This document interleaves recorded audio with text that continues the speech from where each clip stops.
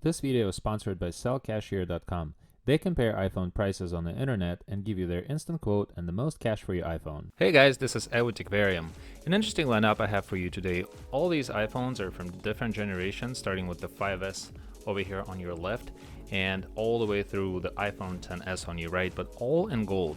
And it's interesting where Apple has come from in years. I'm not even going to talk about the original iPhone or the 3GS or anything prior to the 5S. And really notable how the sizes have changed. So we nowadays tend to like larger phones. And I also do have the larger brothers of what you see on your screens. So this is the 6 Plus and then this is the XS Max. And I will certainly focus on the smaller ones today just because we can compare them a little bit better, and these are really just the larger versions of the smaller iPhones through a variety of generations. But the 6 Plus was the first one to come out in this larger form factor, and nowadays we have the XS Max, which was just recently released. This is uber expensive. This thing is almost $1,500. I would highly recommend to stick with the older generations of the larger iPhones, just because you're going to get the same productivity even though you have the button, which would be the major difference against 8 Plus or a 7 Plus. You're getting that at a fraction of the cost. But again, this is the 512 gigabyte version, which is the most expensive and top of the line iPhone. So I would refrain from further comments on the pricing and look at all these models individually. So the 5S that was released such a long time ago is probably the one that you will see people still use nowadays, and I'm sure some people still have the 4th generation iPhones. But 5S is probably the most common one, along with the SE, which I don't have here today, unfortunately, but this is pretty much an identical visual copy of the SE. So this is where the SE comes from in terms of the design, but of course the hardware has been upgraded significantly since those times. You don't have a lot of things on this phone, such as when you lift it up, it will not light up the screen like the XS would or the 10. And of course you have the button, just because of that's how these iPhones used to be made. All of them had the button until the 10 came out last year in 2017. So the next one is going to be the iPhone 6, which is essentially the very first medium-sized, still fittable in the pocket cell phone by Apple, which I think has been a major upgrade from the 5Ss and the 4s as well. So of course different hardware, of course much quicker, but I think nowadays if you ever think of getting this, I would highly recommend saving a little bit more money and probably at least getting the 6S, which is up next over here. And this is the 6S, and this phone has proven itself many times with many people. Very reliable little phone, and there's not much to say about this other than visually this phone has a slightly different looking camera, but it also has the S right over here on the backing here, but it's still a metal case, it's still the same form factor, it's still the same size. But more interestingly is what came out next. What came out next was the iPhone 7, which was another major upgrade that we all are familiar with. And the iPhone 7 is very interesting in terms of the camera that has much improved since the 6th generation of the iPhones, and things like optical image stabilization and faster processor. And of course, with every year that the new generation is released, you're getting a performance boost to a point where nowadays you're getting all these new iPhones released, like the XS and even the 10, and you can't really notice that difference. It's not really visible to a naked eye. So visually very similar, but if you compare it with the 6S, the antenna looks a little bit different, the external portion of it rather, and of course the camera looks a little bit larger, and it just says iPhone in the back, but same color essentially, which is gold. The next one is the 8, which was a very interesting design. It was a very interesting idea here to create the glass backing. Now, I think to me the major difference here is that you can actually use wireless charging with this, because these metal cases were just not as durable. Some of them were even bendable, if you remember.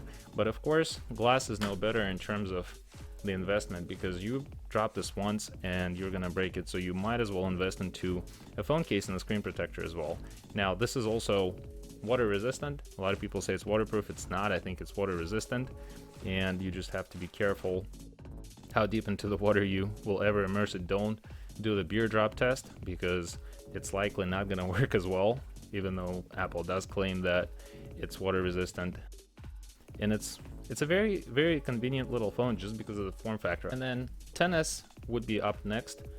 What I don't have in front of the camera here is the 10, which was released in 2017, which was last year, because it's just in a different color. So I guess the focus is on all the devices in gold and how they changed over years. But look at the screen and how it changed. So just notice the difference. Notice the missing button, which I don't get tired to repeat myself that I never liked the button on these, and I really do like the all touchscreen with the gestures. And so in order to better compare the color and the form factor, we can just simply look at the XS here. And of course, when the XS got released, we all said, wow, it's such a beautiful phone, albeit the price, of course. And so I will repeat it again. If you ever want to go for an iPhone with no button, go for the 10. You're going to save a lot of money by doing that. This is the 512 gigabyte version, and it's uber expensive, and the prices on your screens right now, I would highly suggest the 10 over the XS. Just wait another year and see what Apple comes up with, because who knows, maybe a year later this will go away from here. And I will tell you that from using the XS for a couple of weeks and 10 previously, these phones are amazing, but not all the apps are adapted to the screen here. So you do have some functional controls up in the top in certain apps, and it just unfortunately doesn't work as well. Sometimes you're just having a hard time clicking on things at the top of the screen. That was the XS, and of course with this you're getting a dual camera here. With the 7 you didn't. You only did with the 7 Plus and the 8 Plus, and the 8 doesn't have the dual camera either. So if you're really into making a portrait mode pictures where the background is completely blurry, you're better off using the 10 or again the XS, which is extremely expensive, like I said. So, and then of course at the top of this lineup is going to be the XS Max for those people that do like the larger form factor. Is it beautiful? It certainly is. Would I buy it? I probably wouldn't, just because of the price point. And the price point again is $1350 for this 512 gigabyte variant here. Now if you look at the size and compare it against side by side with the first larger iPhone ever created, the 6 Plus, actually the XS Max looks slightly, just marginally thicker, and it does feel a little bit heavier. So there's a slight weight difference. Of course, dual camera never showed up in these iPhones until the 7 Plus. So this is much older, and this is just very recent, and they're extremely beautiful. They're all great devices. We do certainly remember that 5S was the first phone to appear with the fingerprint scanner here, which the previous generation, which was a 5, did not have that feature. And from all the way from 5S going all the way up to an 8 and an 8 Plus last year that were released last year, you do have a sensor there.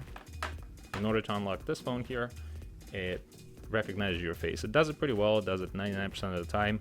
You almost have to have your face centered in front of it. Sometimes it'll catch your face a little bit to the side, but for the most part it does work. It serves the purpose. You also can have a pin. If you don't prefer using the face recognition feature, you could just use a conventional pin code to unlock your phone, which is also a nice feature. And if it doesn't recognize your phone, it will ask you for a pin regardless. And that's just kind of how they work. And also, having all of these lined up side by side, you can visualize the size progression through time.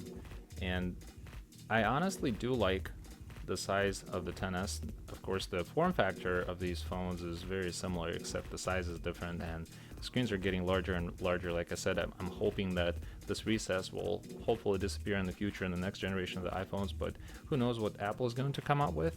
But you have the smallest 5S, which nowadays you can also get the SE, which is going to be a high performer in the smallest segment of iPhones. Then you of course are progressing through time to the 6, to the 6S, to the 7, and to the 8, and finally to the XS, with 10 in between the 8 and XS. This phone right here will work just as great as the XS. You're gonna save a lot of money if you get this. I wouldn't go for that personally. And of course, the XS Max. And unfortunately, to date, if you really do want to have a larger device with no button and that device to be called an iPhone by Apple, then you're pretty much stuck with the only option of getting the XS Max.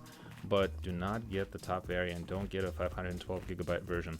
Get a smaller storage size and spend a few dollars a month and just get a really nice iCloud storage for yourself. All these platforms are secure enough nowadays for you to store your telephone numbers in there, to store your contacts, to store your text messages, your apps, and also, of course, the pictures, which we all love. And so they're going to be hopefully secure. Nobody's going to have access to that, but you will save yourself quite a few pennies if you go for that option. So if you really must have a huge iPhone with a huge screen and no button, XS is the only option that you have nowadays. If you want something a little bit smaller, I would again recommend going for the 10, not the XS, because it's so much less expensive. And I have spoken with quite a few people that still like their button. They just can't really get away from using the button on the iPhone. My contention here, don't get an 8 just because this is glass, easy to break. Just go for the 7 if you want a smaller one, or go for the 7 Plus if you want a larger one, because with that you're going to get a dual camera on the larger one, regular single camera on the 7, and also with getting the newest generation of the iPhones and pretty much the 10s and the 8s, you will get certain features that you won't see on the older generation iPhones. So you certainly won't get emojis, but once you play with those for a while, it gets kind of old. And so you primarily end up using your iPhone for texting, calling, browsing the web, probably using a few apps like, news or whatnot. But they all serve very well. They're very reliable. Every 3 years or so, you're probably going to end up replacing the battery or the phone entirely just because you want to upgrade to something newer, but always stick with the previous generation. This is my only advice for you for today. Thank you for watching this video. I hope you enjoyed it. Please hit that like button down below if you enjoyed this review, and I will see you in my next video very, very soon. I wanted to tell you about sellcashier.com. So you just got your new iPhone. What will you do with your old one? You may be thinking of selling it on eBay, Craigslist, and so on, and it is definitely a hassle. Now you don't have to do that. Now you can sell it through sellcashier.com. They compare the actual prices of iPhones and give you the best price for your iPhone that you are trying to sell. And the good thing is that you are guaranteed the best rate. You also get a free shipping label. Thank you for watching, and please check out sellcashier.com.